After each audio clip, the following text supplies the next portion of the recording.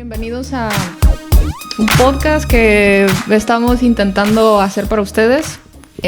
Aún no tenemos nombre, estamos experimentando con esto, pero creemos que van a salir ahí cosas interesantes. Quizás si nos conozcan de manera separadas, y si no, pues los invitamos a que nos conozcan. Podcast anónimo, algo así podría ser. Juan Diego tiene su propio proyecto y yo también tengo el mío, y estamos ahorita como que intentando hacer algo juntos.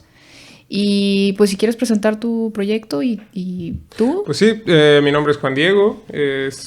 Estoy llevando el proyecto de El Orden del Caos, que es un podcast de filosofía. Hablamos de casi cualquier cosa, pero tratando de apostar por la perspectiva filosófica. Se hace desde la Facultad de Filosofía y pues yo a eso me dedico, soy filósofo. Igual que Michelle. Que sí se vive de eso, sí se puede vivir. Hasta ahorita hemos sobrevivido, no hemos muerto, no hemos desfallecido. Eso es una muy buena noticia. Eso es para que la gente que nos ve y dice, sí me gusta, pero como hobby, no, o sea, sí puede ser algo. Sí. Ambos tenemos pues nuestras carreras, nuestras licenciaturas, somos egresados de la licenciatura de Filosofía. Y pues estamos muy interesados en seguir haciendo cosas para que haya más personas que tengan acceso pues, a este tipo de contenidos, este tipo de cosas, que se siga hablando de filosofía a través de las redes sociales, que se siga hablando de este tipo de cosas, y queremos aportar nuestro granito de arena en este mundillo de las redes sociales, de los contenidos de podcast, de YouTube y demás. Chavorrucos queriendo entrar en este mundo. Queriendo disminuir nuestra edad a través de redes sociales. Rejuvenecer. Exacto. Consumir de su colágeno. Pero sí, igual estamos como contentos de hacer esto. Luego hablar se nos facilita mucho. Extrañamente, mucha gente cree que los que estudiamos filosofía somos como que extremadamente introvertidos, pero sí tenemos un lado ahí. Hay como muchos estereotipos, ¿no? Sí, ¿no? Que sería interesante hablar, ¿no? Como, oye, cuéntame tus clichés filosóficos que has vivido. Pero igual, yo también les decía, tengo mi proyecto, el mío se llama El Bazar de los Perdidos, y básicamente es lo mismo, es decir, abordo las perspectivas de vida, de las más complicadas que ustedes imaginen, por eso El Bazar de los Perdidos. Y como que lo envuelvo en la filosofía e intento comunicarlo de una manera, pues, digamos que digerible para la gente. Y es como una especie de un foro donde la gente se expresa a través de mí. Porque me encanta a mí el chisme, entonces yo escucho a la gente y digo, vaya, esto estamos viviendo, ¿no? Me lo tengo que apuntar. Sí. Miren, no es broma. ¿Y cuál fue el último contenido que te gustó especialmente hacer para El Bazar de los Perdidos? Bueno, el último que hice fue el de Pueblo Chico, Infierno Grande. Okay. Porque luego utilizo estos títulos para ver si ustedes caen y me ven y consumen y... No, más que nada que les quede algo, ¿no? Pero creo que el que más me ha gustado, curiosamente, es el episodio, creo que es el 3 o el 4, el de ¿a dónde van los que están perdidos? Porque tal cual, yo tengo por aquí una teoría acerca de un mundo donde están todas las cosas que no existen, que no hemos dicho. Es decir, si existe lo que materialmente podemos ver, seguramente hay un lugar donde no. Pero lo hice como en una especie no tan conspirativa, sino se abordó más como en esta perspectiva de cuando tú te sientes mal, ¿a dónde vas? ¿No? Cuando te sientes mal, como que a qué cosas recurres. Pero luego es bastante difícil, ¿no? Creo que eres muy valiente de tomar este tipo de temas tan serios, tan difíciles. En El Orden del Caos, por ejemplo, tratamos de hacer las cosas un poco menos brutales. O sea, hablamos de series, hablamos de estas cosas. Pero me parece muy valiente de tu parte que trates de afrontar este tipo de cosas. Porque, insisto, creo que es duro, creo que es difícil, en el sentido de que si alguien incluso se llega a sentir identificado con tu contenido, pues creo que, ¿me explico? Sí, hay resistencia, ¿no? Exacto, de repente puede ser difícil escuchar hablar de estos temas que a lo mejor pueden ser difíciles para muchas personas. Insisto, creo que hace falta valentía para tocar estos temas y qué bueno que lo estás haciendo desde esa parte. Sí, creo que al final el hecho de juntarnos y decir, pues hay que ver qué sale, pues me parece que van a salir como estas polaridades, ¿no? De las que hemos hablado. Que a mí sí me gusta como que hablar de... y no digo que no lo hagas tú, de hecho lo haces muy bien, pero a lo mejor tenemos como que perspectivas diferentes de cómo abordar la filosofía, ¿no? Entonces... en mi vida común y corriente, y la gente que me conoce y mis amistades de mucha confianza saben que yo soy pues como muy esparpajada, pues, es decir, siempre soy muy intensa en el sentido de que hablo y les cuento sobre las teorías conspirativas del mundo. ¿Te gustan las teorías conspirativas? Sí, como el capitalismo nos degolla todos los días y porque bebemos nuestra propia sangre. Yo de verdad soy muy fanático, me encanta leer las teorías conspirativas. Y pues eso, son tremendamente interesantes y de repente son incluso bastante oscuras, pero creo que hay mucha creatividad ahí en quienes las elaboran, en quienes las alimentan. Y insisto, creo que es muy, muy interesante cómo se articulan, porque en todo caso, las teorías conspirativas son formas mitológicas. Son formas mitológicas de explicar acontecimientos humanos. ¿O no? Sí, claro, ¿O no? También habría que ver hasta qué punto los mitos revelan cosas de la esencia humana y de la realidad, ¿no? Sí. Que, por ejemplo, hay Platón, que en ese sentido usaba los mitos como una herramienta para explicar lo que él consideraba que era lo más real, que eran las ideas y demás.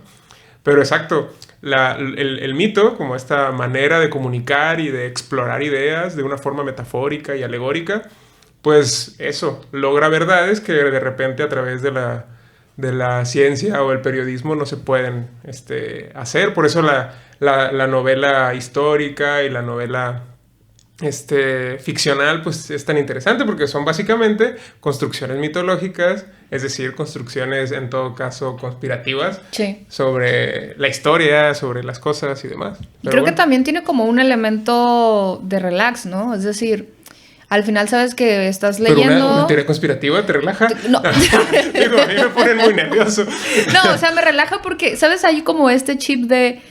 Estoy leyendo algo que posiblemente sea mentira, ¿sabes? Okay. Entonces no me siento completamente comprometida a creérmelo, aunque nos dejan sembrada esa duda de ¿y si no? ¿Y si sí? Hay una serie que se llama Inside Job, no sé si ya la viste. Sí, he visto algunos. Está genial, ahí me fascina porque se burlan en todo lo que hay que burlarse de las teorías de conspiración, de que los Illuminati contra el gobierno profundo, y está genial, está muy genial. Pero justo lo que estabas diciendo ahorita acerca del mito, lo miramos, no sé si te tocó a ti también como materia, ya desde el inicio de, el mito, Homero y como...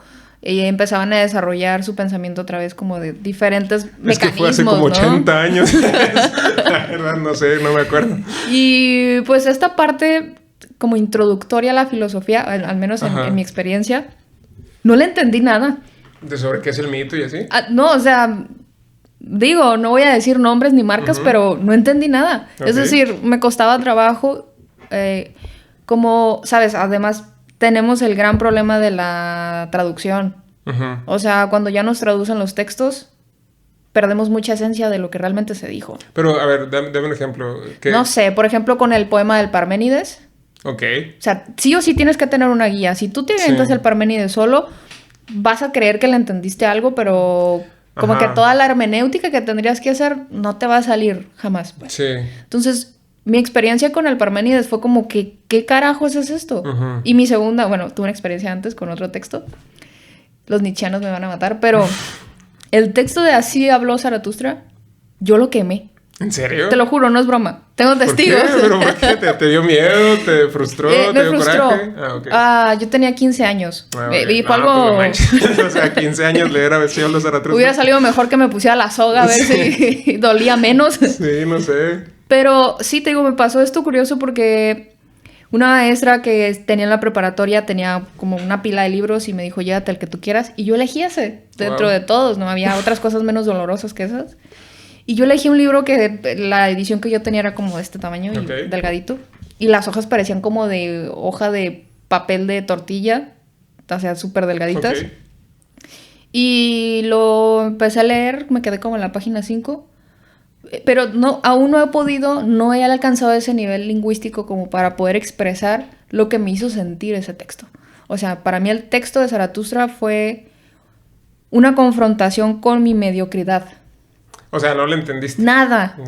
Entonces, pero además de eso, de frustrarte, ¿pero sentiste alguna otra cosa? Porque quemarlo me parece muy extremo. O sea, salió mi lado pirómano también, ¿no? Sí. O sea, no te entiendo, te quemo. No me parece el razonamiento lógico. No había manera de darle una sepultura decente. Es decir, había la opción de tirarlo arrinconarlo, ponerlo debajo de la pata de la silla que estaba mal, o quemarlo. Y entonces la opción de quemarlo me pareció... Y ¿sabes? Fue todo un ritual, ¿sabes? Porque cuando lo estaba quemando, o sea, ¿cómo te explico? Cuarta hoja, lo vi, lo pensé y no pensé en nada porque no me salía nada. Entonces lo cerré, me levanté, agarré un encendedor y lo empecé a prender. ¿Pintaste un pentagrama? Lo empecé a prender. No. Sí, mi mamá está viendo esto, tú tienes que decir que no porque ella estaba testigo. Conseguí una gallina negra. Dije yo, Nietzsche, yo te mataría a ti ahora. Sí. Pero sí fue un ritual. O sea, más allá de... Me parece medio extraño. No, es que es conspirativo, estábamos hablando del mismo tema, ¿no? Entonces, yo creo que ahí se abrió una brecha en la dimensión de la filosofía y algo pasó. Porque mientras estaba quemando, yo estaba literalmente como experimentando mi sensación de... no lo sé, como de mediocridad, de ignorancia, como que se estaba sepultando tratando de quemar esa parte, ¿no? Y es una anécdota que me gusta contarla porque hasta la fecha nunca le he entendido a Nietzsche. O sea, me siento como... No sé si a ti te pasa, pero yo de pronto siento que hay filósofos con los que no haces química. Ya, pues sí, claro. Es que hay muchos, hay filósofos como para todo, así como hay escritores para todo, hay películas para todo tipo de público. Creo que es natural que pase esto, que te sientas más identificado o identificada con algún tipo de filosofía. En particular, Nietzsche no es el más ameno de leer. O sea, leer cosas como de que a los débiles no hay que ayudarlos, sino a morir. O sea, leer este tipo de cosas en Así habló Zaratustra o en El Anticristo o en este tipo de textos es difícil, ¿no? Sin embargo, sí es bastante interesante ver cómo esta teoría digamos, del antivalor, como... O sea, voy a hacer aquí un breve lapsus nietzscheano para tratar de hacer una especie de apología al pobre de Nietzsche. Pero ¿En lo dionisiaco o en lo apolíneo? No. Nietzsche, creo, logró salirse un poquito, digamos, de esa dicotomía, ¿no? Lo que creo que tenía él en mente, fundamentalmente, era mostrar cómo la moral de su tiempo, la moral ilustrada que todavía tenemos, la moral cristiana, europea y demás, pues es una moral construida de alguna manera sobre bases poco sólidas. Sí.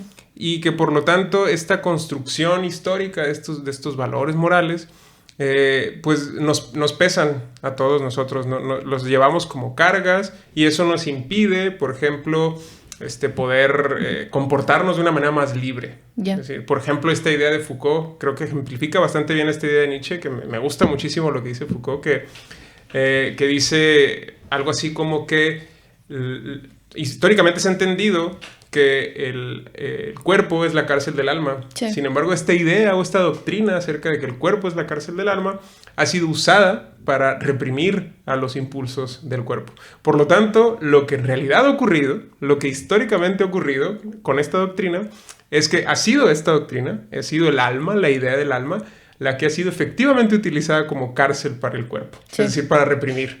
Entonces, esa represión que ejercen los poderes morales, los poderes fácticos de las instituciones morales, para Nietzsche era algo tremendamente nuevo. No había habido todavía una denuncia tan clara como la habría hecho Nietzsche de este tipo de cargas tan pesadas que la sociedad europea habría producido. Que huele a capilla, ¿no? Exactamente. Y lo curioso es que después de todo esto, después de haber dado cuenta Nietzsche de que estos valores existían, y demás, pues la cuestión o la pregunta es cómo lo hacemos para quitarnos esta carga, ¿no? Y para actuar de una forma más libre. Y por eso su teoría del antivalor, ¿no? Sí. Que producir antivalores es lo que de alguna manera puede liberarte de la carga meramente moral.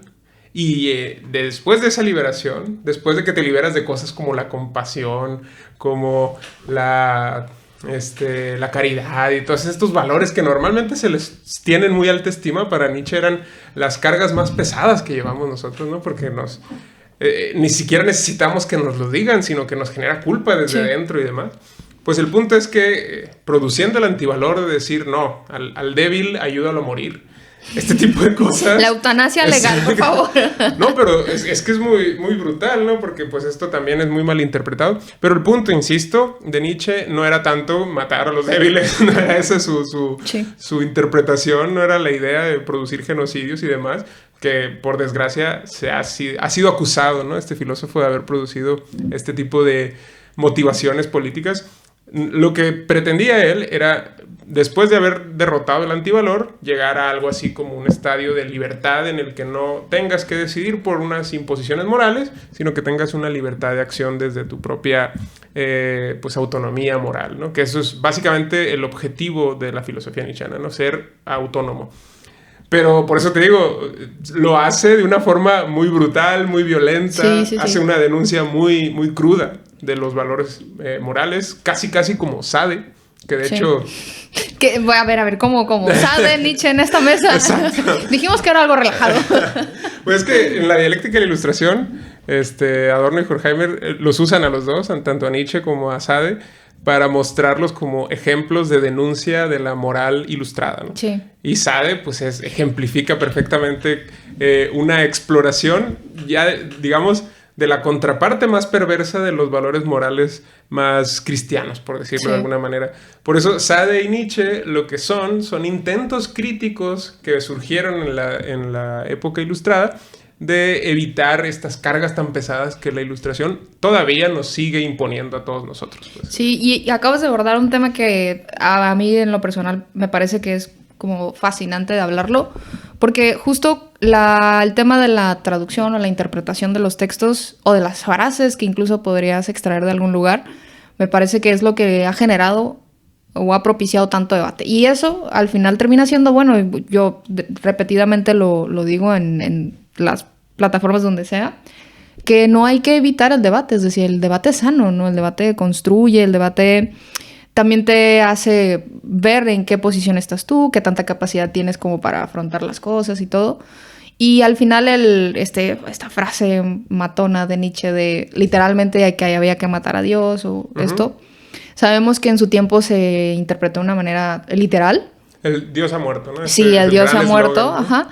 Y cuando pasé del Zaratustra muchos años después y empecé a leer a Nietzsche y entendí que un libro te puede marcar la vida de manera contundente, porque yo iba con el prejuicio de Nietzsche para mí es inleíble, ¿no? Okay. Pero creo que si tienes un buen acompañamiento y tú tienes como esta epogé, ¿no? Como esta suspensión de tu juicio, posiblemente y te entre de alguna manera como, si lo quieres ver como un requisito académico o no, claro. Pero vaya, lo que les cuento no es como para que no los lean o hagan ahorita una secta de quemar libros de Nietzsche, ¿no? Porque realmente conozco a muchas personas que se autollaman nietzscheanos y es gente que rescata cosas interesantes. Luego podemos hablar de las cosas negativas de los nietzscheanos. Ah, no, claro, bueno.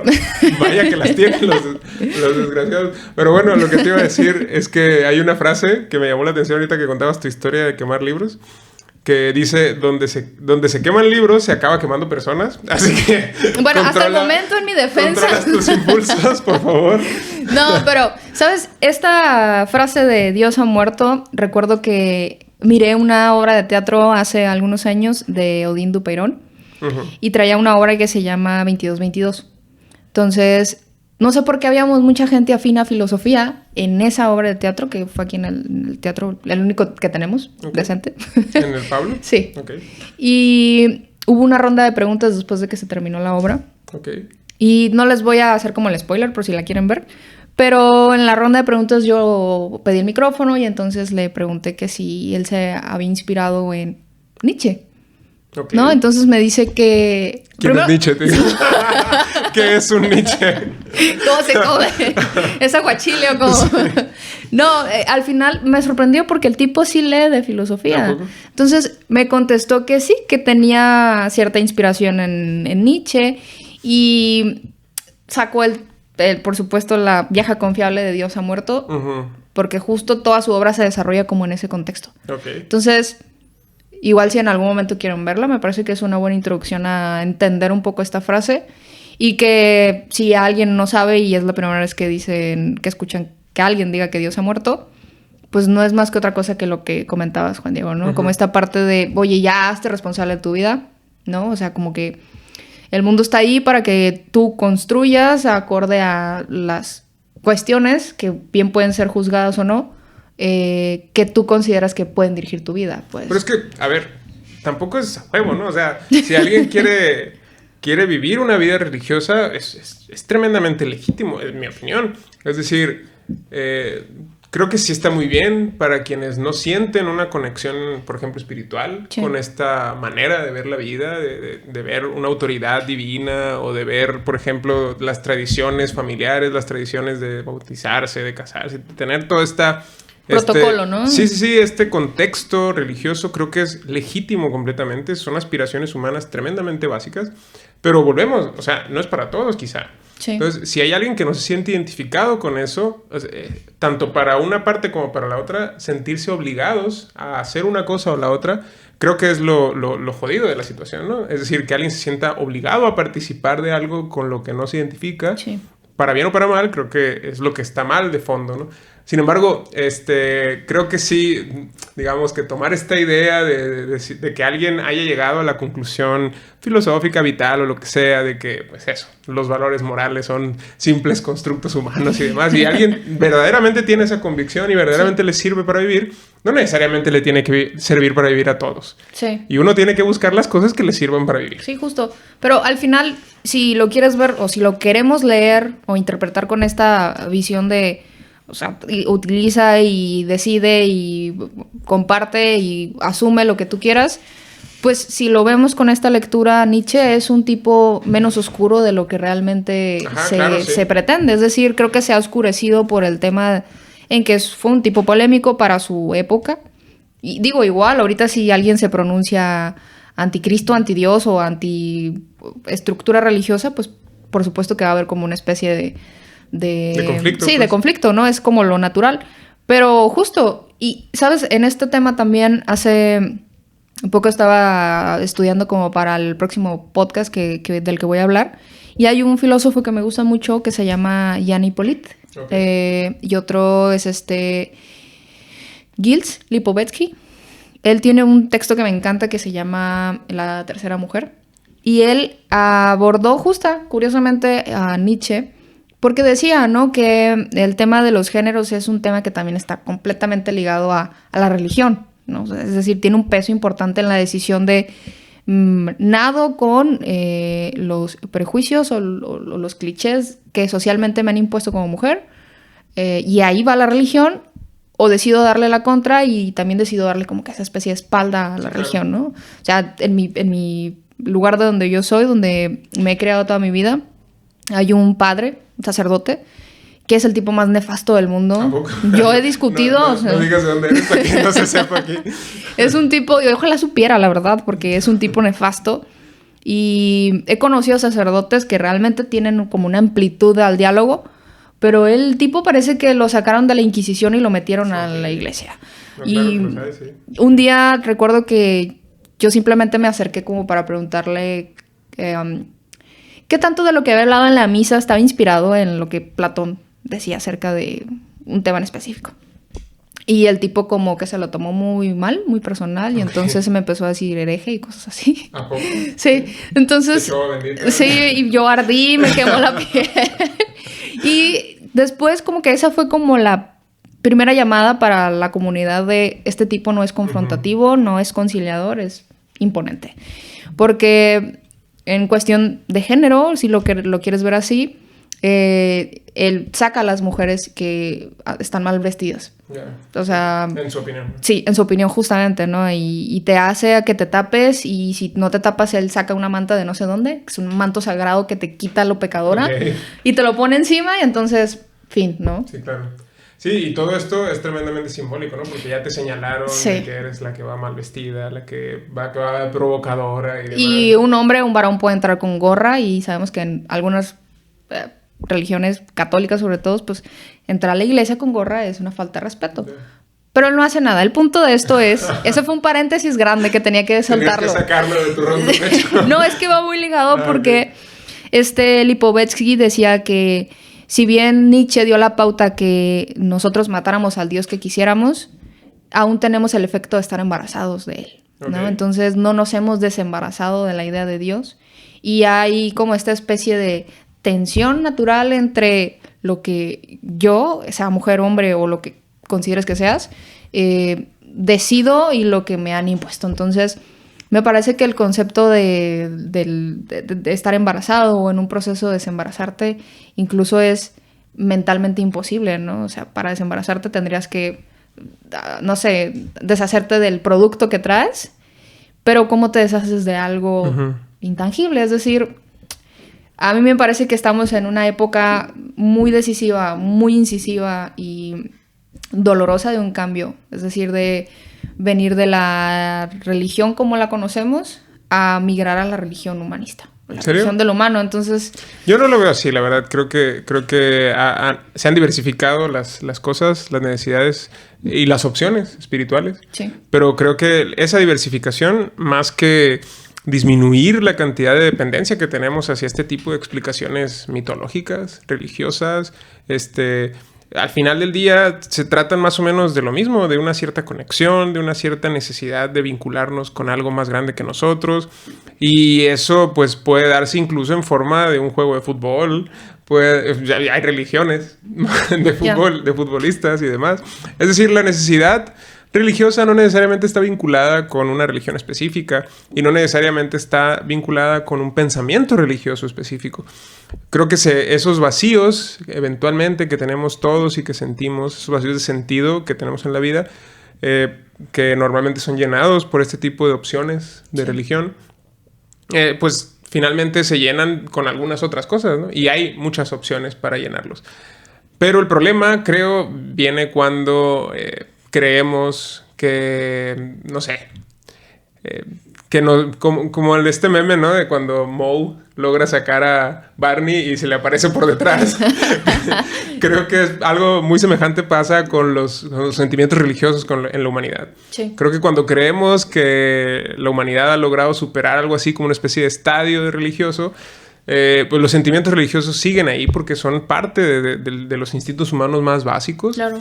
Y ese impulso, esa necesidad, no pienso que haya disminuido, al contrario, creo que conforme más se amplifican la desconexión que tenemos, por ejemplo, con los avances tecnológicos y demás, muchas cosas, muchas necesidades de sentido vital van a tener que ser llenadas de otra manera. Porque pues sabemos de antemano que discursos como la ciencia, como las matemáticas, la física, no nos pueden decir cómo vivir la vida.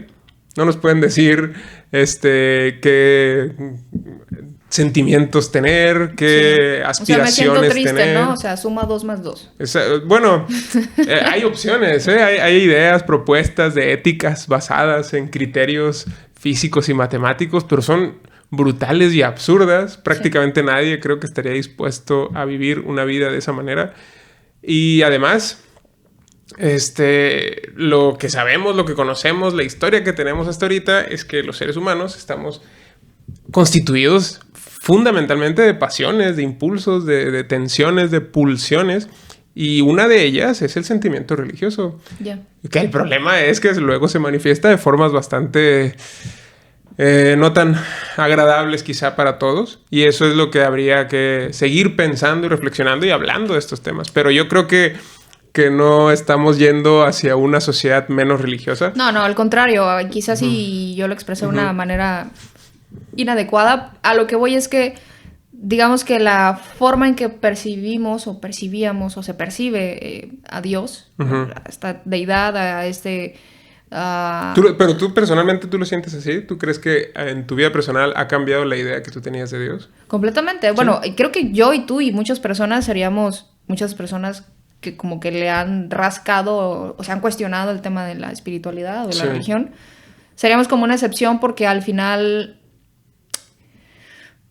se ha abordado mucho de manera polémica el tema de la teología, por ejemplo, ¿no? Sí. Una cosa es que tú tengas una fe que te permita racionalizarlo y otra cosa es que tú tengas una fe desmedida, fanática. Pero a eso iba, porque por más que seas un experto en teología y en medioevo y que sepas los textos de Santo Tomás de Aquino de memoria y la Biblia de memoria, por más que tengas eso, de hecho, eso no te convierte en un creyente. Uh-huh. Y tampoco te convierte en alguien que vive, por decirlo así, una vivencia espiritual o una vivencia religiosa. Me parece que son dos cosas totalmente distintas. El reflexionar y el vivir, por decirlo así, una experiencia religiosa. Y creo que la experiencia religiosa como tal es mucho más compleja que lo que puede expresarse a través de los textos. Por ejemplo, el propio Santo Tomás de Aquino, él de hecho dejó de escribir hacia el final de su vida porque tuvo una experiencia religiosa bastante interesante, mística, tuvo un éxtasis, así se suele conocer a estos eventos religiosos.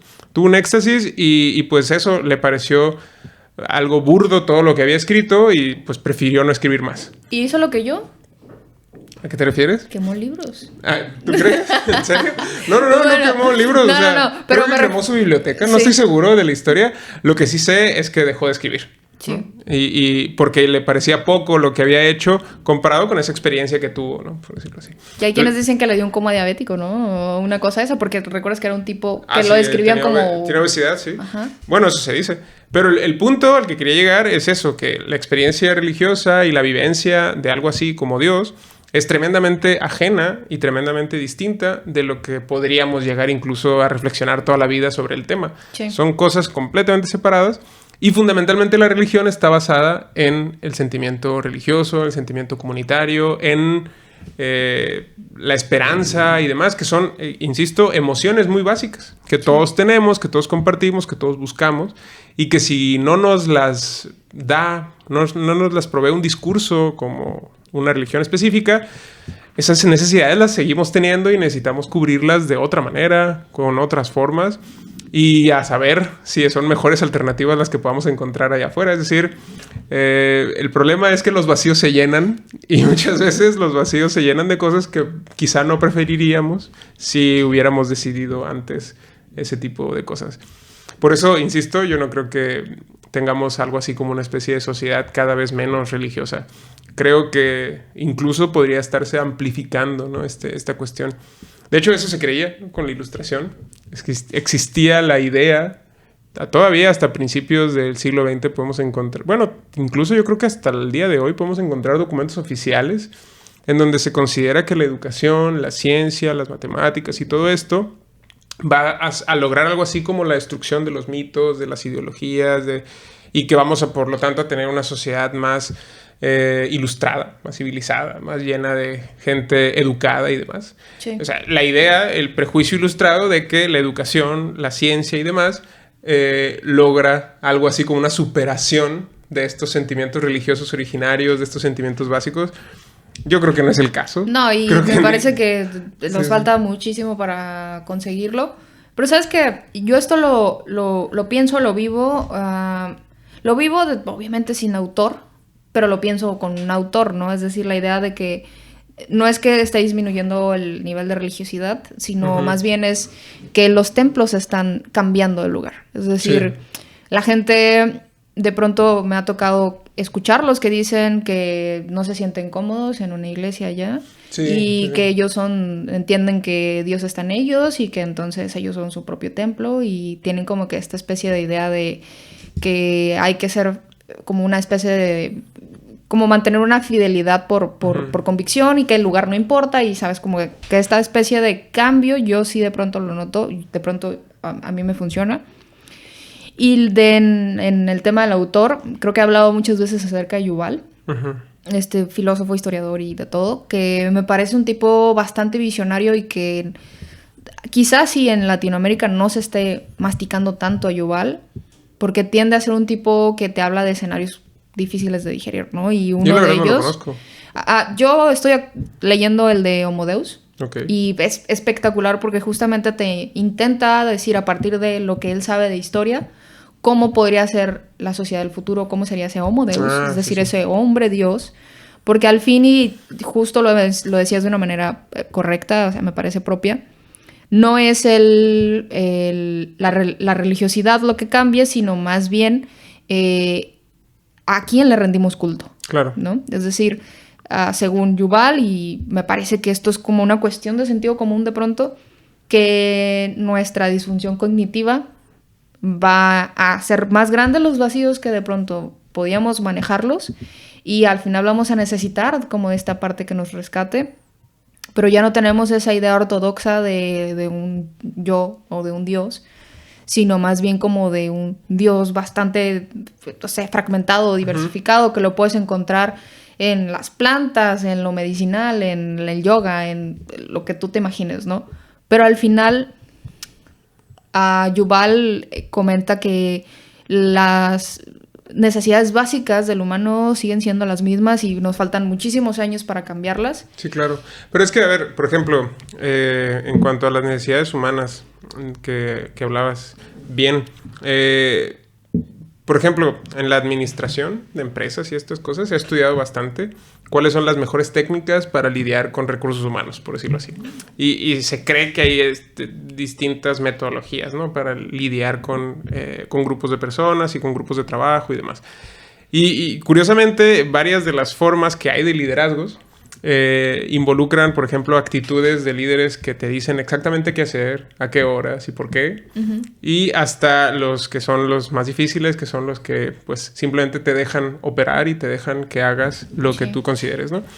Y se supone, esto es algo que se dice en la administración, que normalmente cuando estás liderando grupos de expertos es mejor dejarlos a ellos operar a su tiempo y a su ritmo y pedirles los resultados nada más.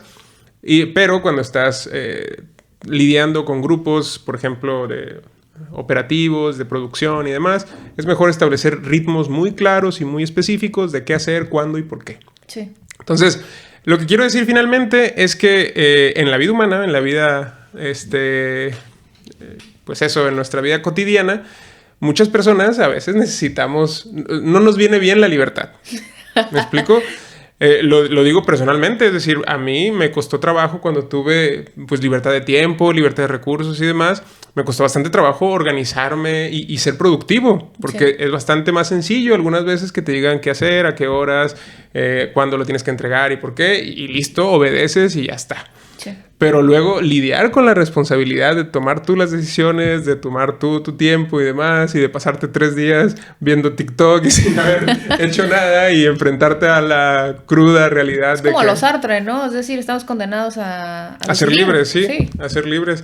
Y en ese sentido la libertad no es un yugo tan fácil de llevar. Entonces, por eso creo que la religión cumple esa función para muchas personas, ¿no? Es decir, que una persona que no quiere, ni pretende, ni tiene por qué decidir todos los aspectos de su vida y que simplemente quiere vivir su vida de acuerdo con un sistema de creencias, con un sistema de valores, es bastante tranquilizador que te digan que estás haciendo bien las cosas, que estás haciendo lo que tienes que hacer, qué es lo que tienes que hacer, y eso te exime de alguna manera de la responsabilidad de tomar decisiones. Claro. Y eso, creo, es un servicio que produce, digamos, algo así como la religión, que para muchas personas, insisto, es de mucho valor.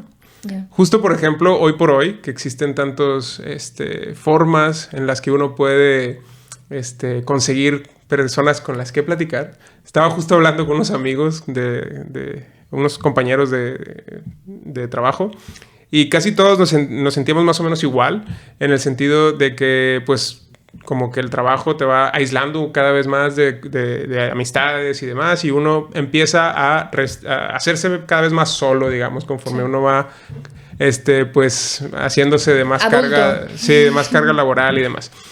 Y por lo tanto tiene mucho sentido que luego tengas, por ejemplo, que ir a terapia y demás, no solo porque estés enfermo o que tengas algún problema, sino simplemente por tener a alguien que te escuche, alguien con quien poder expresar cómo estás, cómo te sientes, y que en todo caso te pueda orientar de alguna manera. Antes, eso era la confesión. Claro. Ir con alguien que te escuchara, que le pudieras decir lo que hiciste o lo que no hiciste, que te dijera que te rezaras 3 Padres Nuestros. Pero y te listo. salía más barato, ¿no? Exacto. O sea, te hincabas un ratito y ya le decías. Sí, claro, sí. Me robé chicles y le pegué a fulanito y... reza y era económico. Exacto. O sea, ahorita te sale... higiénico. Ahorita te sale bastante caro. Sí. El tema, por más barato que te cueste una terapia, incluso el costo emocional que te produce. Exacto. Porque, y bien lo dices, o sea, el rezo te exime, pero acá tú manejas, es decir, en la terapia tú manejas el grado de catarsis que quieres hacer. Exactamente.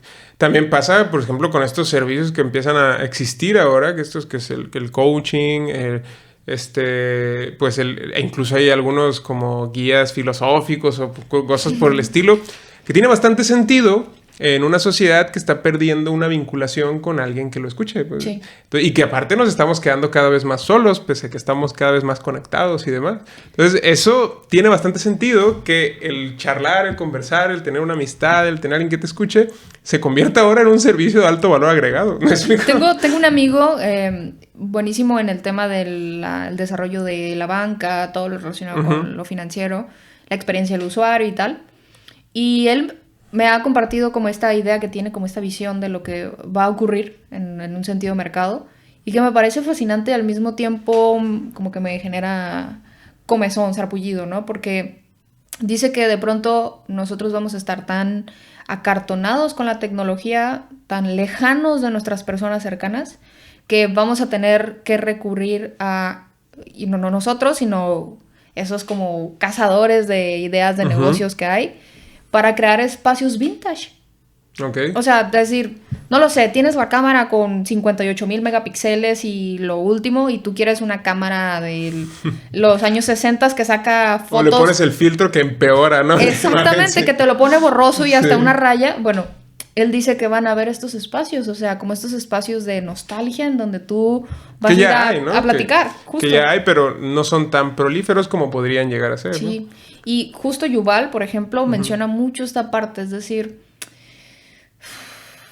es que este texto, más que hablar de la idea de un autor, es más bien que me parece que eligió el espacio, el libro, como para expresar lo que yo lo veo así como por sentido común viene, ¿no? Okay. Y el tema que a mí me parece que hace más resonancia o hace como una especie de satisfacción intelectual en ese sentido, es que si lo pensamos nosotros, además de las necesidades básicas de las que ya hemos hablado, tenemos dos elementos, dos sentimientos quizás que no nos hemos podido deshacer de ellos por más que intentemos hacer cosas en nuestro día como para olvidarlo, ¿no? Que es el tema del dolor y el tema de la finitud. Es decir, nosotros nos sabemos finitos, nos sabemos mortales y nos sabemos dolientes, es decir, vamos siempre a construir cosas, situaciones, cosas tangibles o intangibles para tratar de mitigar esa parte, ¿no? Y por eso es que se dice que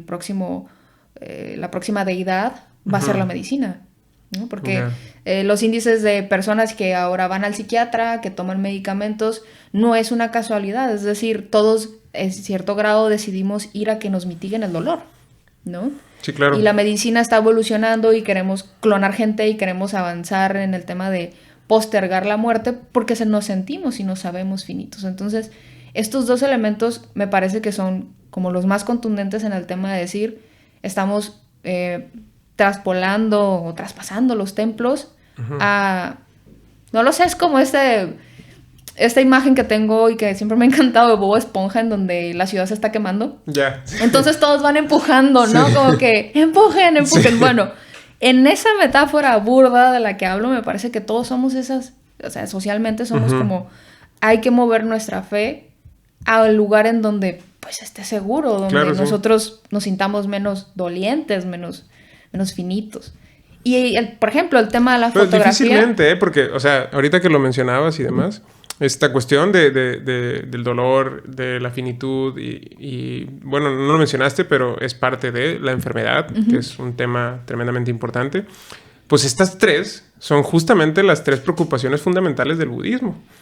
¿Me explico? Es decir, quiero decir, no es casualidad que este tipo de cosas sigan preocupando a la humanidad desde sus sentimientos más básicos. Como decía antes, el sentimiento religioso justo viene a cubrir este tipo de necesidades. Justo viene a cubrir las necesidades de cosas que son profundamente incomprensibles para nosotros, como la muerte, como el dolor, como la enfermedad, que son cosas que pues, llegan y te sorprenden y te destruyen incluso. Y que las obviamos, ¿no? En ocasiones. Es que es difícil, ¿no? Es difícil vivir algo en cabeza ajena, ¿no? Como dicen. O sea, es mucho más barato. Sale, económico. Sí, y mucho más higiénico también. Pero, pues es bastante difícil. Es bastante difícil, es tremendamente difícil. En mi experiencia, por ejemplo, me tocó una vez, por ejemplo, escuchar niños... fuimos por alguna razón al hospital pediátrico de aquí de Culiacán y entramos al área de oncología. Platicar con estos niños que tienen una vivencia tan cercana y una conciencia tan brutal de la muerte, sí. Pues, no sé, francamente te deja sin palabras escucharlos, cómo son capaces de comprender este tipo de cosas con una claridad pasmosa y además son suficientemente maduros como para querer jugar hoy y mañana si tienen oportunidad. Sí. Aunque tienen una conciencia tremendamente clara de que, pues... eso, van a morir y tienen un dolor muy fuerte y profundo y demás, y aún así disfrutan su vida.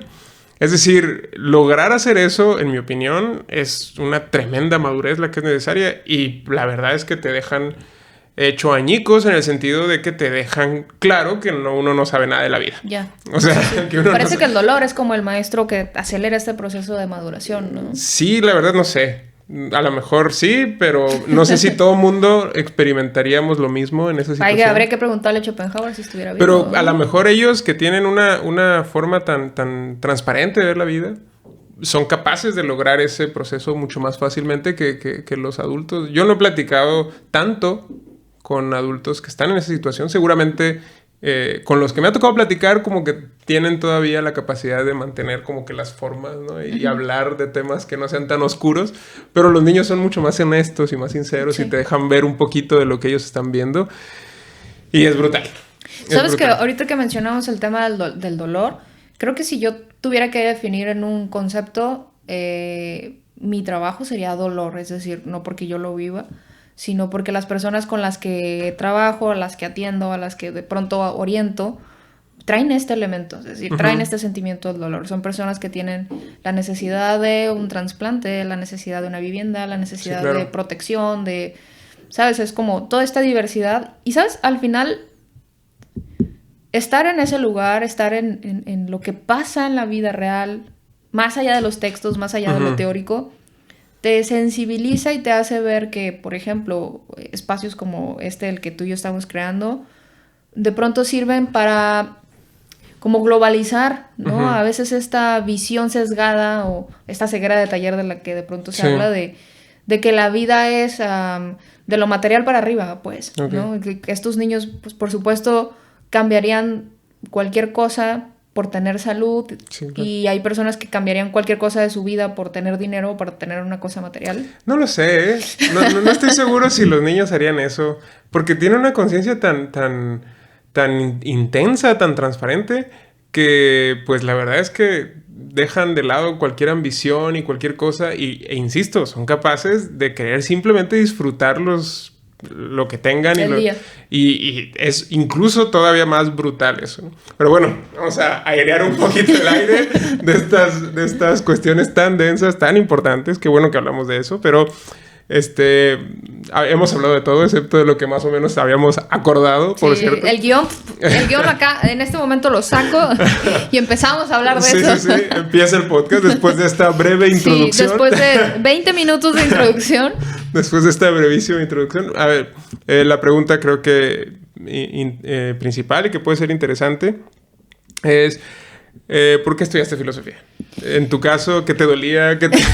¿Cuántos libros quemaste para poder llegar ahí? Mira, si me hubieran preguntado a los 15 años, ¿quieres estudiar filosofía? Pese a que en esa edad uno debe de decidir. De cierta ¿A los manera, 15 años? De cierta manera, ¿no? Como por dónde va tu vida. O sea, tus papás, oye, ¿y como que qué tienes pensado estudiar? Y tú... o sea, apenas si aprendiste a limpiarte y ya te están preguntando qué vas a estudiar. Pero si me hubieran preguntado a esa edad y luego después de haber quemado Zaratustra, pues hubiera dicho... nada, voy a morir aquí en este momento. Pero yo estaba muy volcada al tema de la política Ok. y al tema del derecho. Entonces yo estaba ahí. Sí o sí me miraba como en ese punto. Además porque me metí a estos concursos de oratoria, de declamación y los ganaba. Y entonces Ok. esas mieles del Y los éxito... perdí todos. Y esas mieles del éxito como que... Pues tú sabes el poder cómo puede de pronto... El reconocimiento y el poder cómo Ya. puede moverte a lugares en donde creías que no era posible estar. Pero... cuando llegó al fin el momento de decidir, decidí sensibilizarme más que adoctrinarme, si lo queremos ver así. Ya. Y es decir, me parecía que el derecho o las políticas públicas o lo que sea que estudiara referente a esto me iba a hacer una persona insensible. Porque me cuesta de pronto trabajo conectar con mis emociones, ¿no? Ok. Es decir, no vivirlas, sino expresarlas. Ok. Y entonces como una especie de rescate, de autorrescate, empecé a ver como alternativas al derecho, alternativas a la política, alternativas a todo. Y un maestro que tenía, muy buen amigo mío, me preguntó, oye, ¿y qué te parece filosofía? Yo llevé filosofía en la prepa como en tercer año. No sé si tú la llevaste también. Seguramente sí, pero no ¿No recuerdo. recuerdas? Bueno, para empezar, la persona que a mí me dio la materia había estudiado, no sé, supongamos administración Ya. o física cuántica o una Sí. cosa nada que ver con filosofía, ¿no? Odontología. Sí, y recuerdo haber leído a Sócrates, haber leído como que un texto como para bebés, Ok. ¿no? Léele a tu bebé para que se duerma, y ese era el texto de preparatoria con el que ¿De a mí... Sócrates? Sí, ¡Qué o sea, miedo! no era un texto de Sócrates, era como... No hagan eso a sus bebés, por favor. Conócete a ti mismo en este momento. No le lean ahí el banquete o algo. No. No, ese es no. buena idea. Y pues mi experiencia no fue buena, es decir, aún Ya. y cuando me dijeron, oye, ¿y qué te parece filosofía? Dije, bueno, mi experiencia no es la más agradable, pero nos dejaron hacer como un trabajo donde teníamos que ir a entrevistar a la facultad que habíamos decidido, a 3 profesores, y ver si ahí latía o no latía, ¿no? Ok. Entonces yo dije, pues voy a la facultad de filosofía.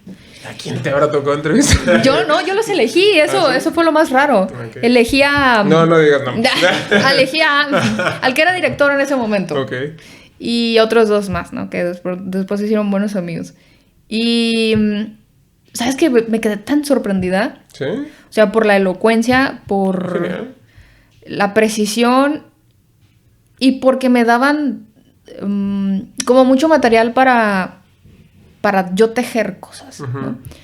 Yo desde que tengo uso de razón he sido la persona más preguntona del mundo. Ok. O sea, de niña sí era esa niña incómoda para mi mamá de ya cállate, o sea, las cosas existen y ya. Ok. Y yo era ¿por qué? ¿Y por qué esto? ¿Y por qué lo otro? Y hasta muy grande, es decir, todavía lo sigo haciendo, todavía sigo cuestionándome cosas. Entonces yo fui a filosofía con la intención de encontrar respuestas a las Ok. preguntas que había hecho toda mi vida y que no me habían respondido.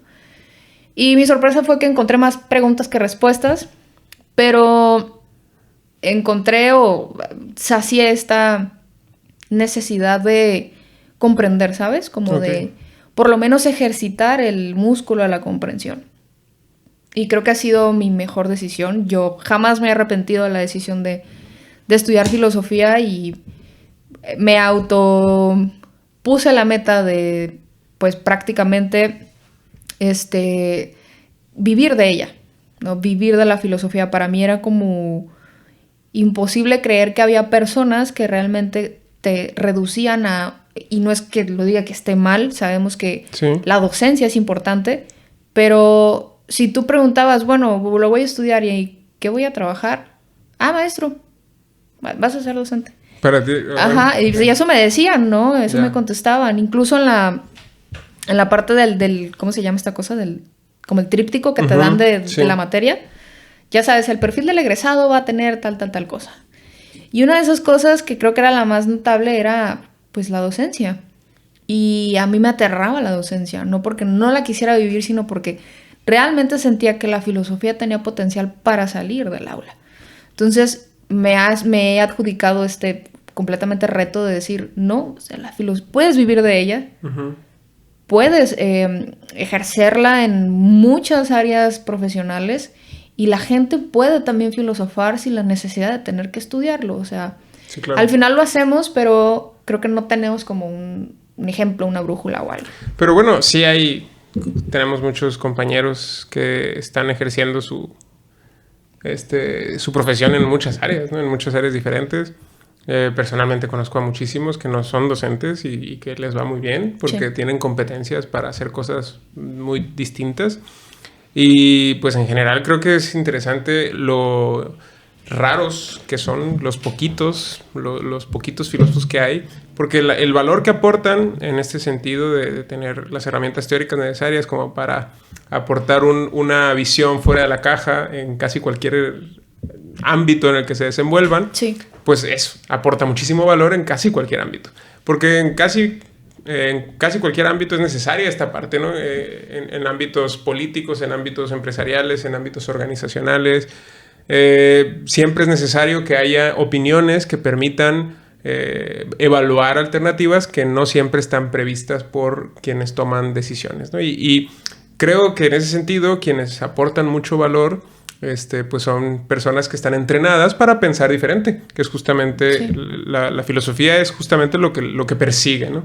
Buscar que alguien tenga las herramientas necesarias como para producir pensamientos creativos, contrarios, interesantes, fuera de la caja. Creo que esa es la principal habilidad que debería producir la carrera en algún egresado. Y en ese sentido, esa habilidad, que insisto, es de mucho valor, pues sí, aporta en casi cualquier ámbito en el que se ofrezca esta habilidad.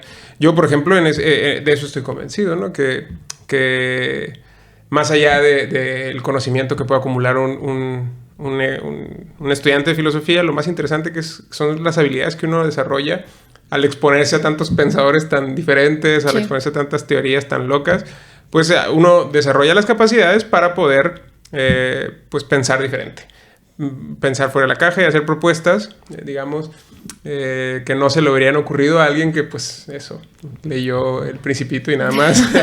Y por lo tanto, pues eso, no tiene las herramientas teóricas necesarias como para tener las ocurrencias que podría llegar a tener, por ejemplo, un filósofo. Sí, yo creo que los que estudiamos filosofía tenemos como dos dolores, ¿no? Fuertes. Uno es el de construirte, porque sí o sí entras y empiezas a deconstruir como todas estas ideas que tenías acerca de las cosas, acerca de la política, acerca de la religión, acerca de la educación, acerca de todo, de ti, de tu construcción, de tu estructura mental, de todo.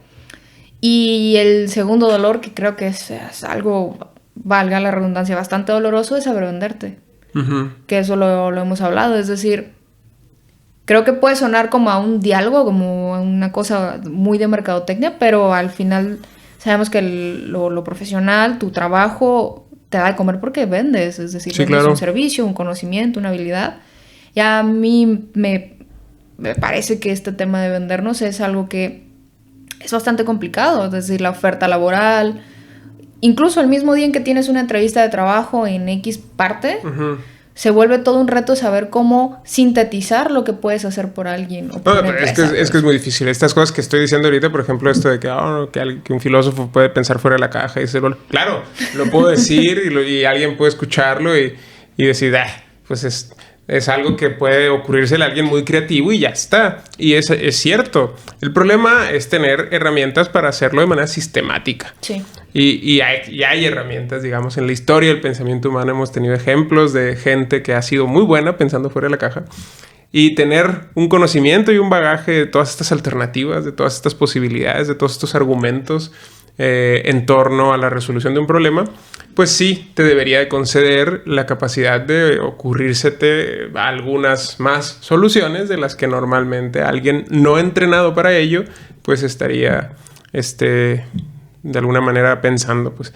Por eso creo que ciertamente estoy de acuerdo contigo con que ese tipo de cosas son difíciles de probar.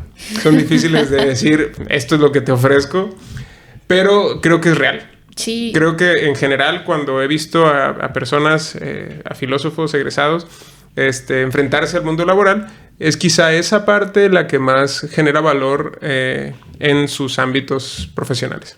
¿Y tú? En mi caso... ¿Por qué decidiste estudiar filosofía? Digo, lo has llevado a niveles bastante elevados, ¿no? En mi caso creo que es, la verdad, creo que es como por puro hedonismo intelectual. La verdad que suena muy nerdo decirlo, pero es así. Yo desde muy temprano empecé a leer estas cosas y me resultaba divertido. Literalmente me resultaba divertido. O sea, ¿tú no quemaste ningún libro? No, yo no quemé ningún libro. No. Aburrido. O sea, no sé, por alguna razón empecé a leer este tipo de textos filosóficos y bueno, en la prepa fue cuando empecé a tener contacto con ellos y pues entré inmediatamente a estudiar filosofía y lo disfruto, digamos. O sea, tú dijiste me gusta y le doy, ¿no? No tuve en mente estas cuestiones laborales que deben tenerse en mente. No lo hagan. Pero creo que vale la pena también ser lo suficientemente honesto con uno mismo como para, pues eso, tener el valor de hacer lo que uno disfruta. Y yo en ese momento lo disfrutaba y todavía lo disfruto, todavía disfruto mi trabajo y pues por eso estoy aquí. Digamos que si no lo disfrutara difícilmente podría estar aquí, pues eso, dando clases de esto, leyendo todo el día de estas cosas. Pues la única razón por la que sigo haciéndolo y por la que empecé a hacerlo es porque disfruté haber empezado a leer estas cosas. Y creo que es un poco como medio extraño creo que este tipo como de placeres que uno puede llegar a tener cuando entiende cosas. Y creo que es una de las cosas que te ofrece la filosofía, ¿no? Que te hace la ilusión de que comprendes cosas. Juega contigo y de pronto... Claro. Te preguntan algo y tú, no sé. Sí, claro. Oye, ¿quién decía esto? A los San Agustín, ¿no? Sí, yo lo sé, pero si me preguntas no voy a saber explicártelo. Ajá, es que ese es el punto, ¿no? Creo que en general, si algo tiene como objetivo la filosofía, es mostrar cuáles son los límites del conocimiento. Igual que cualquier otra ciencia. Cualquier ciencia lo que hace es explorar los límites del conocimiento. Y para poder explorarlos es necesario saber qué es lo que conocemos, pero principalmente lo que no conocemos. Por eso, hace unos días tuve una charla con un académico y me decía, es que la sabiduría no es enfocarse en saber lo que se sabe o en tener un conocimiento muy erudito. Sí. Es decir, no es un amor al saber, sino es un amor al no saber. Sí. El estarte enfrentando justamente al hecho de siempre cosas que no sabes. Oye, de hecho, en mi caso, mi experiencia personal, es cuando más disfruto las cosas. Cuando me estoy dando cuenta que ya domino más o menos una lectura, que ya más o menos entiendo, es cuando ya debes de dejar de leer ese autor o dejar de leer ese libro, porque es mucho más valioso e importante estar enterándote de cosas que no sabes. Pero eso lo dijo nunca nadie, porque es decir, sí, o sea... Por supuesto que el egresado de filosofía o el estudiante de filosofía tiene un perfil, es decir, tiene una afinidad por esto que tú comentas. Sí. Como por explorar, como por hasta cierto punto agarrarle sabor al dolor o al esfuerzo de expandir tu conciencia, expandir tu nivel de conocimiento. Pero no le pasa, y es decir, no estoy diciendo que nosotros somos mejores que cualquier persona. Me parece que cualquier esfuerzo por pensar algo diferente es valioso. Pero pasa de aquí, es decir, en filosofía pasa como un fenómeno extraño, ¿no? Uh-huh. Entonces, creo que... Y es una línea muy delgada la que nos puede dividir entre aplicarlo y seguirlo teorizando. Hay de todo, ¿no? También, es decir, hay personas que disfrutan muchas cosas diferentes y en las facultades de filosofía está lleno de gente que muy variopinta, por decirlo menos. Diversa. Sí, claro. No me atrevería a decir que hay un perfil así como específico. De hecho, la mayoría de los estereotipos que uno escucha, pues desgraciadamente no me tocó conocerlos a mí. ¿No coincide? Bueno, en mi caso, pues todavía no me los encuentro a estos estereotípicos filósofos. Pero lo que quiero decir finalmente es que creo que sí es algo que hace que alguien se quede con este tipo de carreras. Creo que en general este tipo de carreras teóricas como la física, la química, todas estas carreras que exigen de ti que estés estudiando constantemente, la medicina, por ejemplo, tienes que tener placer por el estudio, porque si no es difícil que logres llegar a algún lado. Y creo que es lo que pasa con la filosofía. Creo que si te gusta, si de verdad te sientes motivado cuando lees sobre este tipo de temáticas, creo que es cuando empieza a valer la pena. Difícilmente antes difícilmente va a valer la pena si no tienes una atracción legítima hacia este tipo de cosas. Y yo por eso empecé a estudiar y por eso sigo estudiando. Oye, pero cuando tú decidiste estudiar filosofía y decir qué comentarios adversos o te hicieron a tu decisión, no sé, tus padres o tu familia. Bueno, pero es que es como que lo más normal, ¿no? Porque pues es que efectivamente como hay muy poquitos filósofos en la sociedad, porque no se ocupan tantos. Entonces, ¿cómo? Pues es muy difícil que alguien entienda como cuál es el objetivo laboral. Y eso es un poco lo triste, lo paradójico y lo curioso de la situación y de la situación de muchos de los que estudiamos este tipo de carreras. Pues que te puedes plantear estudiar este tipo de carreras cuando tienes pocas preocupaciones laborales, digamos, ¿no? Y en mi caso no era el caso. O sea, yo de verdad debía haberme preocupado por mis cuestiones laborales. No tengo ningún tipo de situación de... O sea, no tienes un Engels en tu vida. Pues. No soy un heredero ni tengo ningún patrocinador. Pero el punto es que creo que es tremendamente legítimo eso. Decir que si disfrutas algo, dedicarte a eso y hacer tu vida de eso, creo que es tremendamente legítimo como cualquier otra cosa. Creo que lo triste es hacer lo contrario. Lo triste podría ser dedicarte a algo que no disfrutas y aunque te dé toda la vida, pues no sé, a lo mejor no me ha tocado hablar con alguien así que llore limpiándose sus lágrimas con dólares. Pero sería interesante platicar con alguien que no disfrute de su trabajo aunque le dé mucho dinero. No sé, no he conocido a alguien en esa situación, o no me lo han platicado al menos. Pero en mi caso yo disfruto mucho lo que hago, a pesar de que pues no estoy limpiándome las lágrimas con dólares. O sea, ¿no? Claro. No lloras en tu yate, pues, no lees a alguien, ningún autor en tu yate.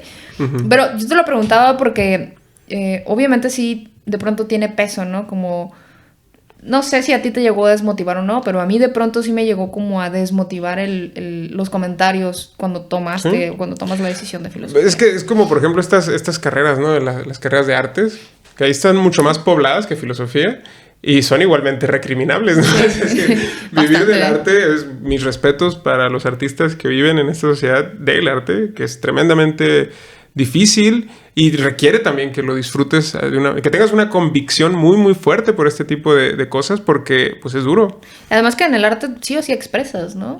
Claro. Y bueno, en este caso, por ejemplo, la filosofía, que somos más raros todavía los que estudiamos eso, porque somos más poquitos, no porque seamos más extraños. O sea, que sí, que somos más extraños. O sea, sí somos extraños, pero no, pues. Pero el número es lo que estaba tratando de expresar.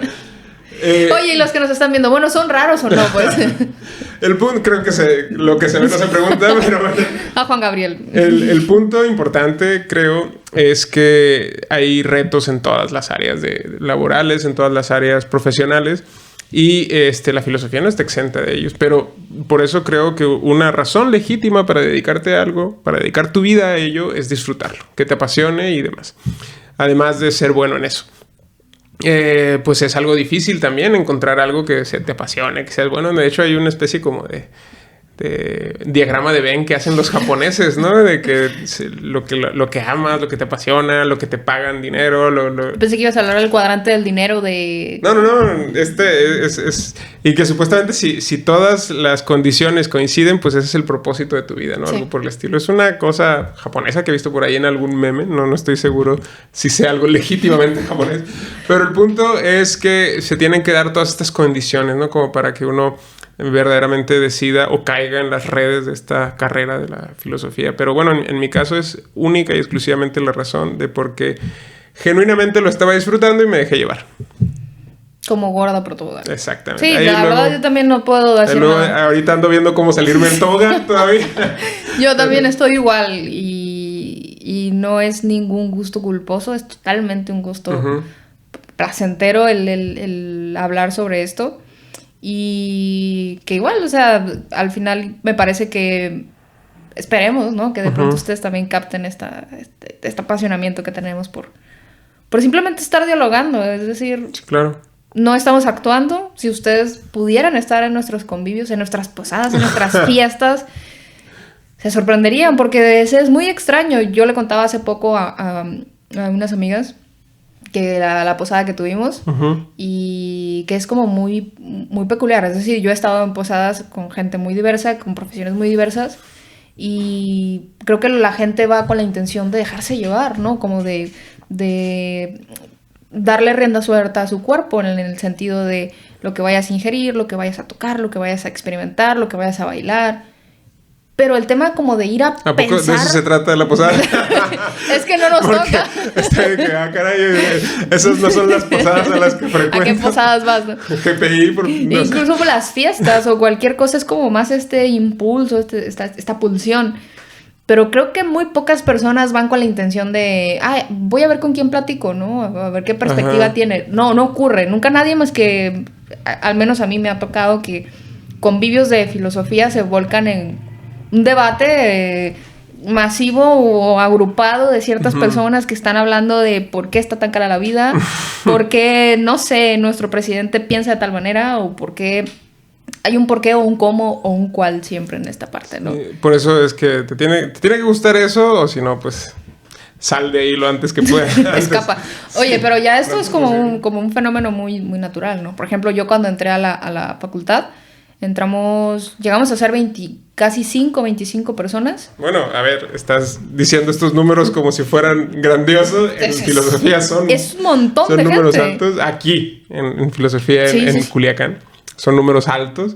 Pero hay otras facultades tremendamente más nutridas. Por ejemplo, el otro día nos estaban contando que en la facultad de la UNAM, pues son más o menos unos 5 grupos, como 8 grupos de 50 personas que entran a primer año de filosofía. Bueno, que si lo comparas con el grupo de habitantes, el número de habitantes de... No, bueno, claro, lugar, pero lo que quiero decir es que no es la única facultad de filosofía Pero bueno, lo importante es que 25 no sorprende a todo el mundo. No, y de esos 25, como la del elefante, nomás quedamos 6. Wow. ¿no? Y de esos 6 literalmente nos terminamos graduando muy poco. Yeah. Y es que esto también es un vicio del estudiante, no culminar las cosas, ¿no? Sí, es lo que te iba a decir, que pues eso, no terminar los estudios es algo que es ajeno a la filosofía. No ajeno, más bien que ocurre en todas las áreas, ¿no? Digamos. Pero sí, en el caso de la filosofía, como somos tan poquitos, pues sí, somos... nos sorprendemos cuando un grupo llega a 25, como podrán ver. Sí, es como ¿cuántos son? ¿30 qué? O sea, que dieron gratis, porque hay gente ahí. Pero sí, al final creo que terminamos siendo valientes. Me parece que hay un grado de honestidad importante en las aulas de filosofía, porque terminan yéndose, o sea, ya sea por decisión o porque les dio miedo, terminaron saliéndose de la carrera. Lastimosamente, a mí me gustaría que hubiera mucha gente, no toda, pero sí mucha gente ahí. Y incluso a mí me tocó compañeros que se sentían incapaces de pasar a otro año y regresaban, ¿no? Y decían, yo quiero volver a estudiarlo porque me siento como el síndrome del impostor. Sí. Pues como te digo, ese tipo de cosas me parece, son bastante comunes en todas las áreas. Pero sí, en el caso de la filosofía se acentúan por el número de personas tan reducido que tenemos. Pero bueno, además de eso, creo que como para ir redondeando, acercándonos hacia el final de esta charla, sí me gustaría preguntarte, por ejemplo, si alguna cosa como serie, película, libro que hayas leído últimamente te haya llamado especialmente la atención. ¿Qué consumes? ¿Qué contenido popular consumes tú? ¿Y qué tipo de cosas te llama la atención de lo que consumes? Popular. Voy a exentar a Yuval porque me parece que, te decía, es un texto denso. Yo creo que... Y hoy pensaba porque... Pero ¿sí prefieres leer que ver Netflix o...? No, depende mucho de mi estado de ánimo. Okay. Totalmente, es decir, me puedo sentir la persona más capaz de sentirme mediocre. Pues yo estoy preparada para sentirme mediocre o para sentirme capaz de leer o algo y leo, ¿no? Yeah. Soy como muy receptiva en esa parte. Y otras veces digo, no, yo hoy simplemente fluyo, estoy aquí porque tengo que estar y veo cualquier cosa. Cualquier cosa, una película o una serie. Yo depende del libro. Si el libro me llama mucho la atención, si me lo chuto en cuanto puedo y estoy ahí obsesivamente leyéndolo. Pero en general yo sí prefiero consumir Netflix o consumir, por ejemplo, redes sociales y demás. Me parecen tremendamente útiles para matar neuronas, que muchas veces es necesario. Ya, mira, sí. En ese sentido, lo platicábamos fuera del podcast, que sí, a mí yo tengo un problema con TikTok. ¿Ah, sí? O sea, debería de haber un lugar de TikToks anónimos o una cosa de esas, porque sí le dedico... Si lo hablamos a horas al día por separado, yo creo que sí le dedico unas 3-4 horas. ¿Al día? Sí. Wow. O sea, y mis videos, o sea, mi consumo es videos de cocina. Eso te ofrece me TikTok. Encanta. ¿Sí? Mi algoritmo está perfectamente educado para que me mande videos de cocina, videos de música, ¿qué otra cosa? No lo sé, principalmente es comida. Entonces sí me encanta toda esa parte. Y sí consumo, me encantan las películas, un poco más las películas que las series, por el tiempo, porque de pronto como que me distraigo y ya, por muy buena que esté, ya es como que... ¿La serie? Sí, las series. Tengo que hacer otra cosa. Ya. Pero si llega a haber una que tenga como que todos los elementos... Pones la serie de fondo mientras ves TikTok. Sí, me ha pasado. Sí. Y no es broma. Digo, mientras alguien se pelea en la serie, yo voy a ver cómo hacen un pan. Cómo hornean un pan. Y con un cúter le hacen figuras. Ah, sí, está muy bonito. Eso es fantástico. Sí, pero hay una serie de la cual sí quiero hablar porque... Fue la que pensé, es decir, hoy hablamos como de, oye, ¿qué vamos a hablar? Y leí esto que me mandaste y yo pensé en esta serie que se llama Bonding, una cosa así. Ok, no la conozco. Está en Netflix. Okay. Es una serie que habla acerca de fetiches. Ok. O sea, es una serie que considero que tiene muy buenas tomas en el sentido estético, tiene una paleta de colores espectacular, pulcra diría. Se ve que le invirtieron al tema de lo económico. Pero quizás si el manejo de la historia hubiera estado mejor de otra manera, como con un poco más de profundidad. El punto de la serie es de una tipa, una mujer, un estudiante de psicología, que se dedica a ser dominante. Entonces está en el ¿A qué te refieres con que se dedica? Es profesionalmente hablando. Ok. O sea, ella se dedica a eso, es decir... Su profesión cobra todo. Entonces, es bien interesante porque toda la serie se desarrolla en los diferentes fetiches que tienen sus clientes, ¿no? Y hay realmente unos... De todo, sabemos que hay de todo, pero hay como que los que exponen ahí son casos o fetiches bastante burdos, ¿no? O sea, bastante... No quiero decir como gráficos, sino... Y en general, que además de esta serie en particular, por ejemplo, ahorita mencionabas que no te llama tanto la historia o el guión, o que crees que podría haberse hecho de una mejor manera, porque en lo personal, a mí es lo que más me llama la atención de cualquier cosa que yo consuma, la historia. Y me frustra cuando no es buena. Por más que esté bonita la fotografía y las actuaciones sean brutales, si para mí la historia no resulta interesante, todo se cae, ¿no? Y por eso me llamó la atención que dijeras que el guión, en tu opinión, era perfectible. ¿Por qué te quedaste ahí si el guión no era tan bueno, no? Ajá, porque tenía el elemento del morbo completamente. Pero, ok. Yo estaba esperando que pasara algo. Okay. Y dije, bueno, vamos a esperar a que algo muy extraño y bizarro pase. O sea, ¿te gustó el tema? Sí, me pareció muy interesante. Pero creíste que pudieron haber profundizado más. Totalmente. Y no en el sentido en el que ustedes piensan, sino en el sentido como psicológico. Creo que tenían este elemento psicológico muy bueno, que ella era psicóloga, güey, está estudiando psicología, y lo traspolaron más a la parte... No lo sé, no le sacaron provecho. Pero bueno, entonces, en general, te fijas en la temática, que te llame la atención la temática, por lo que sea, en este caso por morbo o lo que sea.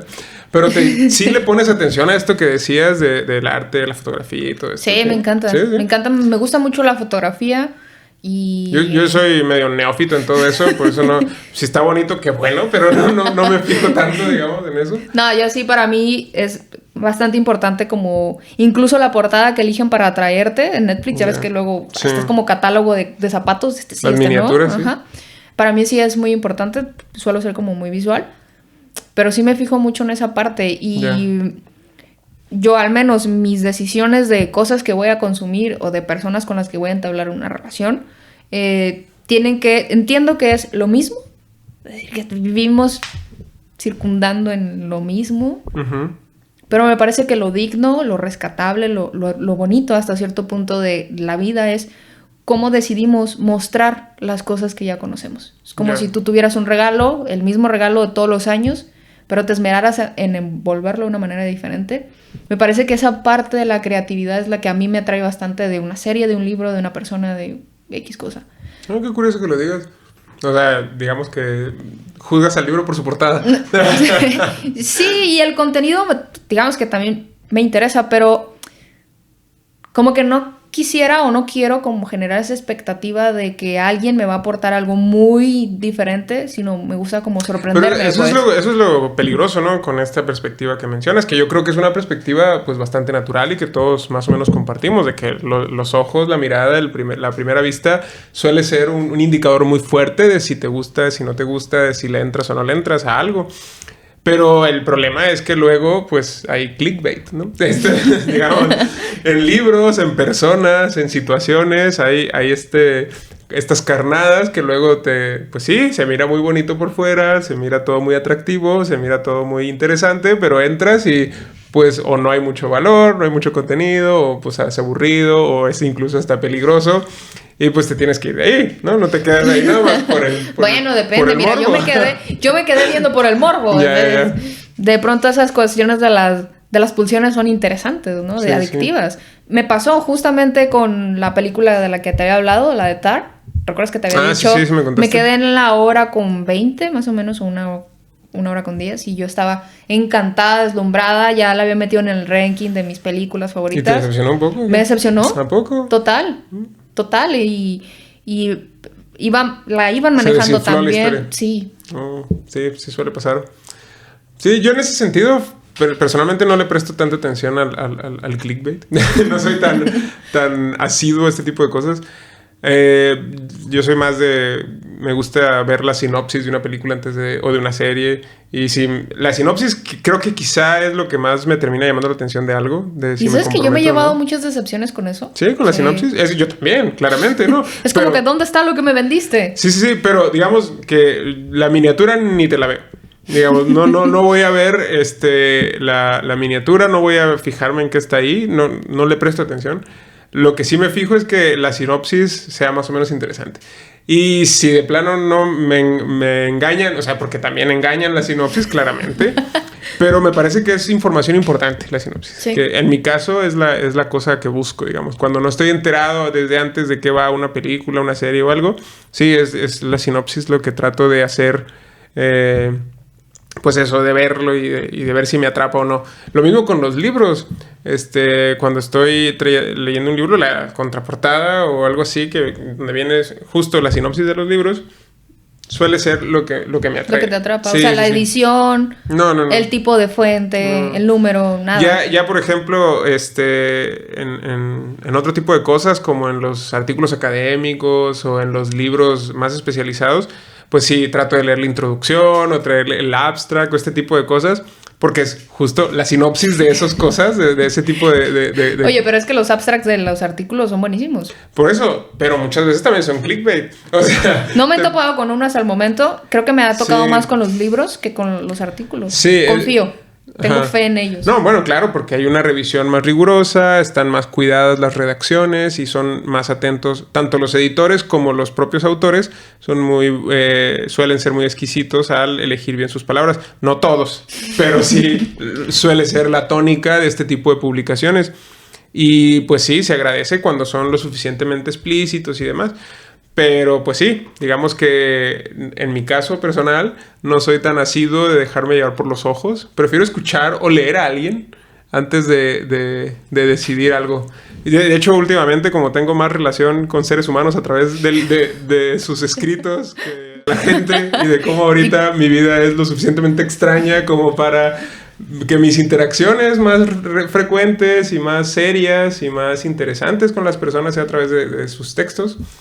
Y eso es muy interesante. O sea, también, obviamente, a partir de WhatsApp y demás, puedes conocer a alguien. Pero en lo personal, invierto mucho más tiempo en estar leyendo tonteras, estar leyendo artículos, leyendo trabajos de estudiantes, leyendo mis propios escritos, leyendo escritos de otros amigos y compañeros. Pues a eso me dedico, es mi trabajo y a eso pues invierto la mayor cantidad de mi tiempo. Y por lo tanto, creo que soy más preciso conociendo personas ahorita en este punto de mi vida. Soy más preciso conociendo personas a partir de sus escritos. Yo no sabría leerte a alguien por su miniatura, por decirlo así. Ni por cómo lo veas. No. Es que si al final creo que vamos como desarrollando habilidades de acuerdo a lo que nos enfocamos, ¿no? Y en este caso, yo sí me veo en la necesidad. Aparte me apasiona, es algo que me sale como muy natural. Pero te pasa, o sea, que me imagino, ¿no? Que si te pasa que prejuzgas o tienes una idea de alguien por su aspecto y pues eso, que te sorprende bastante, ¿no? ¿No te pasa? Yo por eso no confío en... Me pasa poco. ¿Sí? Sí, a veces ¿Tienes buen ojo? Buen ojo. ¿Para la gente? A veces me gustaría... Sí, como que tener esta sorpresa. Ok. Porque suele ser como predecible, aburrido. Así funcionó, así era así. Uh-huh. Y a lo mejor para muchas personas es como que algo bueno, algo que te alimenta el ego, una cuestión de estos. Pero no, a mí de pronto me frustra el no poder sorprenderme porque como siempre he tenido una afinidad o como hasta cierto punto una obsesión por la conducta humana. Eso hago. Es decir, yo leo gente. O pretendo leer gente. Entonces... Y gente individual, gente en masa, gente...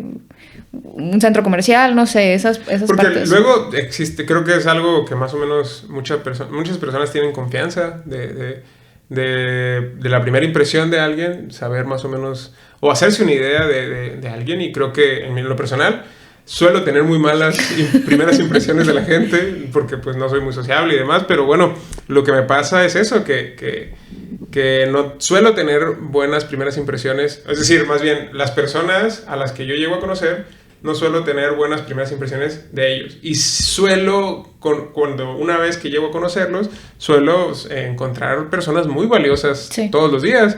Y normalmente, pues no me hubiera interesado en ellos o en ellas si no hubiera sido porque los escuché, porque los leí o porque eso, ¿no? Sí. Entonces, en general, cuando veo a alguien, no suelo entender lo que hay de valioso en ellos de primera mano. Por eso no me interesa tanto muchas veces como que prestarle mucha atención a eso. Eso es una manía personal, digamos. Sí, pero yo sí le dedico tiempo a esto. Ya te digo, además... Profesionalmente me he dedicado a eso, es decir, me he dedicado a hacer análisis de personas en tiempo récord. Okay. O sea, tienes que ver, pensar, leer como, es decir, sí, también decidir, pero como que leer algún material que haya hecho él o ella y conforme a lo que tienes y lo que ves, decir, ¿es viable, no es viable? ¿Puedes hablar, no puedes hablar? ¿Puedes negociar, no puedes negociar? Sí, claro. Entonces, es como que esa habilidad desarrollada, ¿no? Pero, te digo, a veces puede ser triste, ¿sabes? Sad. Pero a veces sí puede ser triste porque sí te puedes encontrar con sorpresas, pero nos duele lo mismo. Uh-huh. O sea, socialmente nos duelen cosas muy similares. Entonces, si lo traspolas a lo económico, pues nos duele lo mismo y siempre nos va a doler lo mismo. Entonces, sí, de pronto puede ser algo extraño. Y creo que me resulta fácil hacerlo o me apasiona hacerlo porque soy un tanto visual. ¿No? Entonces, y auditiva, entonces como que se combina este tema. A diferencia de ti, a mí sí me gustaría tener un poco más de tiempo para leer, por ejemplo, para tener como que toda esta actividad que a ti te gusta, con la que tú te mueves y no sé, como tener otra perspectiva de las personas por lo que escriben, por lo que producen, por lo que son, más que por sus conductas. Entonces, porque... Si es random, ¿sabes? Es random como decir, fulanito el que hizo tal cosa, ¿no? Y quizás si lo que hizo no necesariamente tiene que decir, exactamente, definir lo que piensa. Pues sí. No sé, creo que es interesante ver cómo de alguna manera nuestras personalidades también afectan bastante aquello que nos llama la atención, que consumimos. Pero si algo nos une es TikTok. Oye, yo estoy acostumbrada a que cuando termino mi café en el fondo de las tazas del Panamá dicen sonríe, una cosa de esas. Sí, pero usted tiene un moño. ¿Ah, sí? Bueno. Tiene un moño de Bibi. Fue extraño ahí ese... Pues sí, creo que es una taza de Bibi. Por si nos quiere patrocinar Disney. Sí, ya mencionamos Netflix y mencionamos el Panamá. Nos pueden mandar una dotación de botana, de bocadillos para comer o algo. Pero bueno, nada, ya creo que hemos tenido bastante tiempo hablando y podríamos seguir así horas y horas. Pero la edición va a ser difícil. Claro. Así que, pues creo que nos estaríamos despidiendo por el día de hoy. Sí. No sé, en mi caso me voy bastante entusiasmado, bastante contento. Creo que disfruté esta charla, espero que ustedes también la disfruten. Creo que va a haber mucho de qué hablar en el futuro. Esperemos seguir encontrando temas así de randoms. Y pues eso, creo que será un espacio interesante de diálogo, de escucha. Creo que va a ser interesante, me voy muy contento y entusiasmado. Igual yo también me parece que son espacios, es decir, cada vez nos hacemos como más visuales o nos hacen más visuales las redes sociales. Entonces, si interactúan con nosotros, de pronto sucede que, no sé si a ti te pasa, yo lo comentaba, ¿no? Que me gusta escuchar los chismes de la gente y te da como pauta para hablar. Y en las redes... escuchar chismes es la pasión yo creo que de todo el mundo. No sé si hay alguien que... Y hablarlos frente a una cámara, pues eso lo pone en otro nivel. Entonces, igual, si ustedes... Yo los apunto, ¿eh? De repente, cuando escucho uno bueno así, tipo... Yo también los voy anoto. En el camión y algo y escucho... ¿En serio? ¿Y qué más? ¿En serio? Déjamelo, paso por el filtro de la filosofía y luego lo platicamos. Pero igual, si ustedes tienen algo como de lo que quisieran que nosotros hablemos, pues eso es bienvenido y... Igual, darte las gracias por el espacio, darle las gracias a ustedes por el espacio, por el tiempo que se quedaron con nosotros, minuto 3, minuto 5, minuto 39, no importa, pero lo que les haya quedado es grandioso. Pues bueno, nos despedimos con esto. Mi nombre es Juan Diego, síganos a través de redes sociales y estaremos muy contentos de seguir dialogando con ustedes. Igual. Muchas gracias, Michelle. Hasta luego. Nos vemos.